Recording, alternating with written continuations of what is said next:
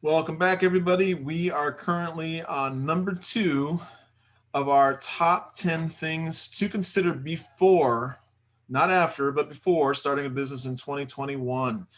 If you're considering starting a business or know somebody who is, it might be a good idea for you to share this series with them because sometimes they don't want to hear from you if you're a family member or a friend. And maybe they need to hear it from somebody like me who I don't know them. I don't know anything about their business.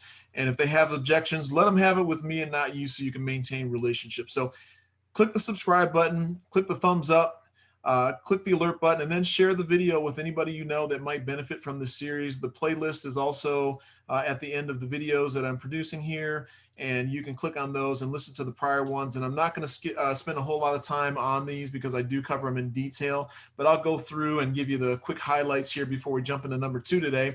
The bonus tip is this a hobby or a passion? Don't ruin your hobby or passion by turning it into a mundane business exercise because you have to do what other people want you to do and not what you want to do. So I covered that in the first video. Is your business solving a major problem? Critical question. Or are you going into an industry where it's oversaturated with competition and people who have already an existing clientele have already been weeding out the startups like yours and collecting those new customers? Something to really consider before you get started.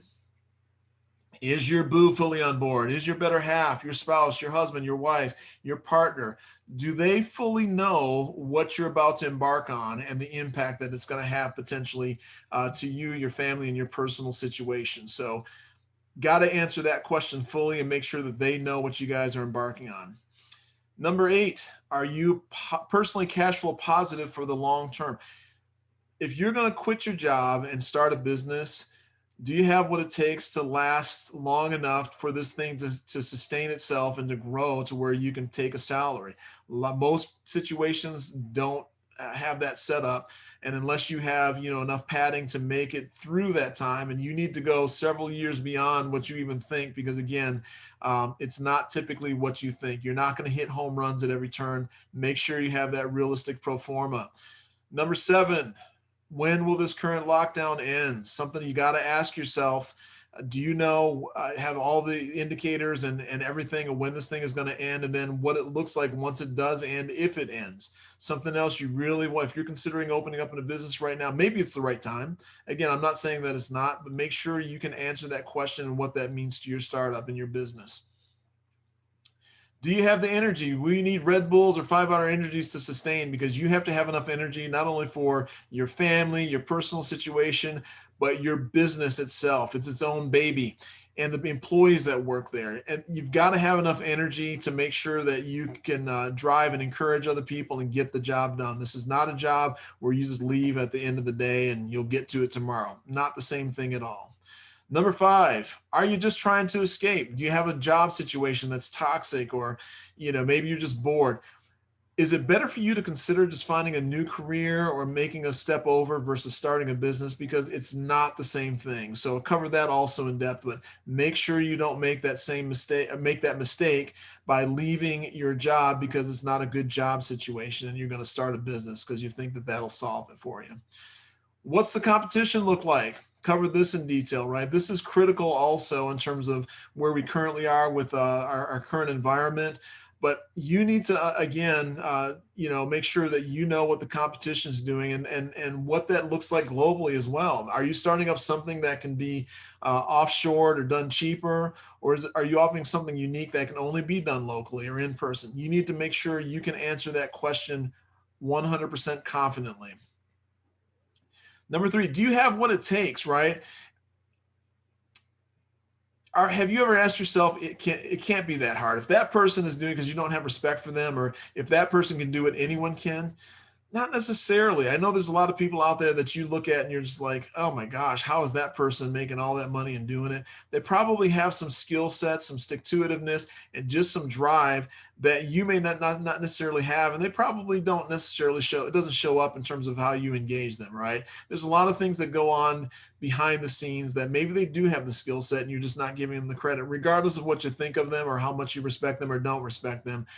There's a lot more to it. So anyway, just something to consider. And this is a big one. Number 2, do you have sufficient capital to start the venture? If you're starting a franchise, the sales manager is going to tell you, you know, how good things are and can be.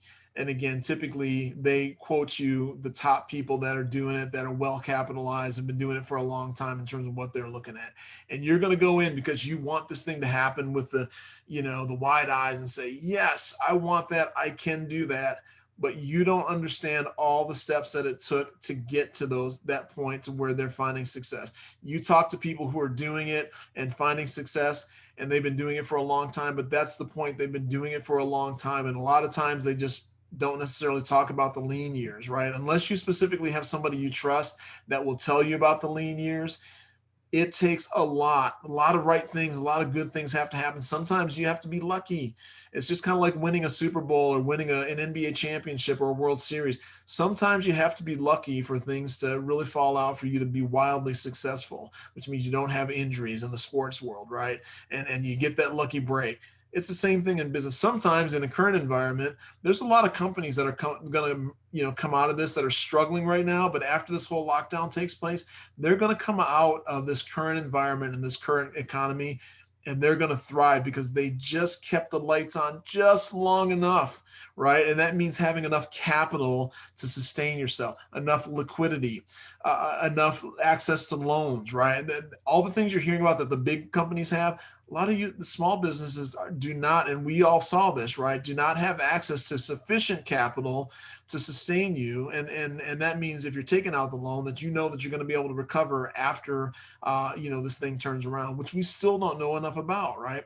So going into this thing, you need to, if you don't have enough capital, but you're confident about your competitive edge and your competitive advantage, you need to work on having that capital to sustain another downturn in the economy or something else, you know, black swan event like we're currently facing that you can't anticipate.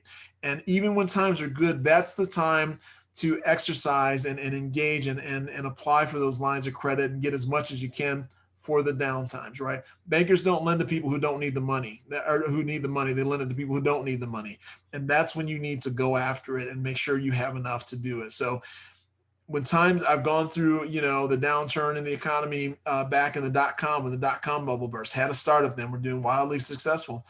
And again, that access to capital, that was partly something that hurt us, right? In terms of being able to sustain. We had enough to go on for a little while, about a year and a half. But again, that was so devastating when you couple that with 9/11 and the .com bubble bursting. It was just unsustainable and something I, you know, couldn't understand or I couldn't overcome. And a lot of small business owners will tell you the bloody truth about what happened during that time, right? So you have to also, you know, take that in consideration. But make sure you have enough capital for your business. Um, and are you going to have to call on your savings or, you know, cashing in retirement? If you're having to do that, you got to be pretty confident or young enough where you can overcome that and rebuild again. So that's something else to consider. So anyway, going to leave it there. While we're closing down here, hit the subscribe button, hit the thumbs up, hit the alert button, and then share this video with anybody that you know of that is getting ready to start a business, or if it's you are starting a business. Take a look at the prior videos from the playlist. We'll talk to you in the next video when we cover number 1.